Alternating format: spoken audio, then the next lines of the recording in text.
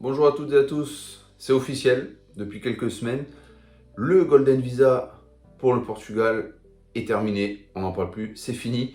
Le gouvernement portugais donc a décidé d'y mettre un terme, concrètement après plus de 10 ans d'activité de ce Golden Visa. Vous en avez probablement entendu parler, mais pour ceux qui ne sont pas au courant, le Golden Visa en fait c'était clairement un moyen pour le Portugal, pour le pays, l'économie portugaise, de capter des capitaux étrangers. Il avait été concrètement lancé au tournant des années 2010, 2009-2012, au moment de la crise financière subprime, ce qui est arrivé ensuite en Europe.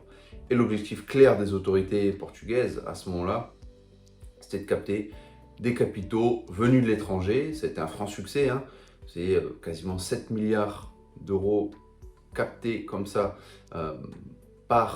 de par l'international grâce au Golden Visa. Donc c'était principalement 12 000, un tout petit peu moins de 12 000 Golden Visa délivrés, ce qui a permis de redynamiser très clairement l'économie du Portugal et très clairement le secteur de l'immobilier a énormément bénéficié du Golden Visa, ça c'est absolument indéniable. Pour autant, il est vrai que des voix s'élevaient là depuis quelques mois, je dirais même 2-3 ans, à partir de 18-19 en réalité même, hein, je commence à entendre parler de ça, au niveau du gouvernement principalement, l'idée de mettre un terme à ce Golden Visa, on y est arrivé. La principale raison invoquée, c'était clairement que les prix de l'immobilier, que ce soit à l'achat ou même pour la location, devenaient trop élevés pour les Portugais.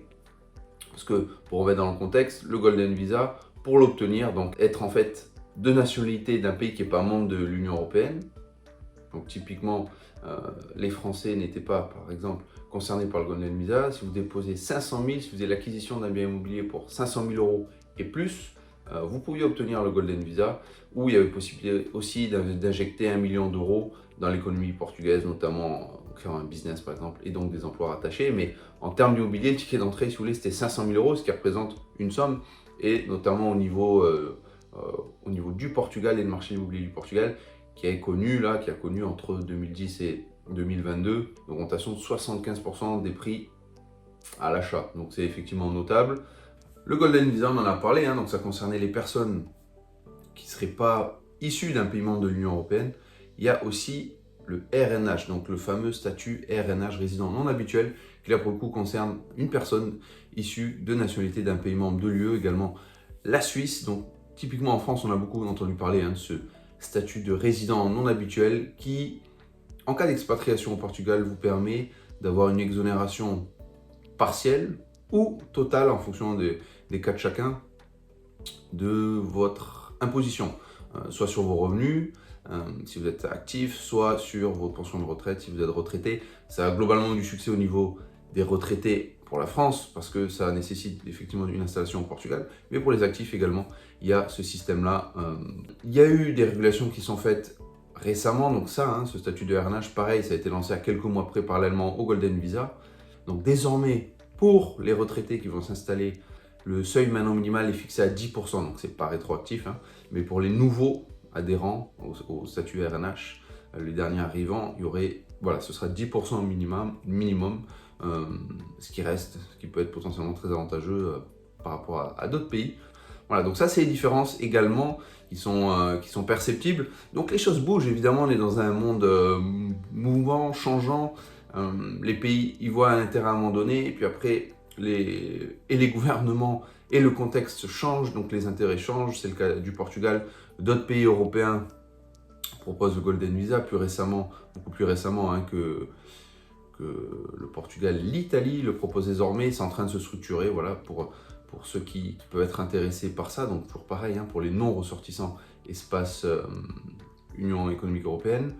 Voilà, donc plein de choses sont mises en place, évidemment. Il n'y a pas que l'Europe, des possibilités existent aussi si vous voulez diversifier en dehors d'Europe. Il y a l'Europe, différents marchés qui sont très intéressants, mais ensuite il faut regarder ce qui se fait en termes d'immobilier en Asie du Sud-Est. On a eu l'occasion d'en parler dans des vidéos précédentes, notamment sur le Cambodge, les Philippines, Bali, pour ne citer que ces destinations-là. J'aurai l'occasion de faire d'autres vidéos. N'hésitez pas à aller voir justement les vidéos, les interviews que j'ai pu faire avec les personnes que je connais sur ces marchés-là, avec lesquels, pour certains d'entre eux avec qui je travaille depuis un certain nombre d'années maintenant. Donc allez voir ce que j'ai pu faire précédemment sur ces destinations-là.